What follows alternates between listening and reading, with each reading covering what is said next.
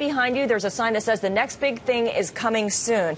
The next big thing here is a smart watch. I don't want to call it an iWatch because that's what Apple's going to come out with. What is the distinction of this smartwatch that Samsung, has released previously? Yeah, I think the next big thing, it's the next thing. The big is to be determined. We understand they're going to release some sort of wearable device. It'll be a device that doesn't, unlike the current device on the market from Samsung, it'll actually let someone make a phone call from the wrist-worn device. How big it'll be, we don't know. You know, Samsung getting into this market, trying to race ahead of an Apple announcement that we expect next week. Of course, they did this once before, thinking that Apple was about to come with something. Rushed a product to market, wasn't very successful. They're going to try it again. We're seeing more and more of this sort of or this sort of pre-game strategy to try to get ahead of what Apple is doing. That's a little bit more what we expect from Samsung today.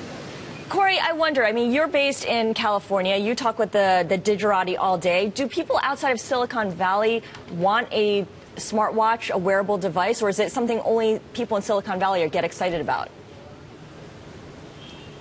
Yeah, I think that's an open question here as to what the market's going to be for these things. We've seen an enormous success from a company called Fitbit, a private company out of San Francisco that's gained 70% market share in the wearable category. A big competitor, also based San Francisco-based company called Jawbone, has a product called the Up, one that I'm festooned with on a regular occasion.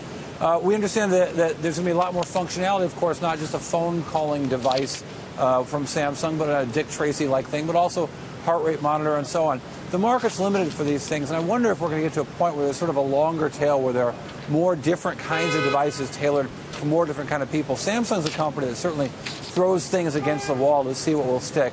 Very different strategy from Apple, which really sort of goes all in on the devices they make. Cory, one of the headlines this morning, Home Depot accounts have been hacked over the weekend. Apple's iCloud accounts had been hacked. Last week it was J.P. Morgan. Is Samsung doing anything to address security with these new products? We don't know. The announcement's going to happen in about an hour and a half. Whether to discuss security or not, who knows? First, a clarification thing. Apple says it was not the iCloud that got hacked, suggesting that the individual's phones themselves were hacked or something like that, but not iCloud itself. Important distinction, because Apple, of course, is trying to sell iCloud as a secure computing platform, a secure platform for people to store things. We know that Apple's spent over $100 million building a content delivery network, which might allow them to announce more kinds of products along iCloud, the kind of products that might compete with a company like Dropbox or something.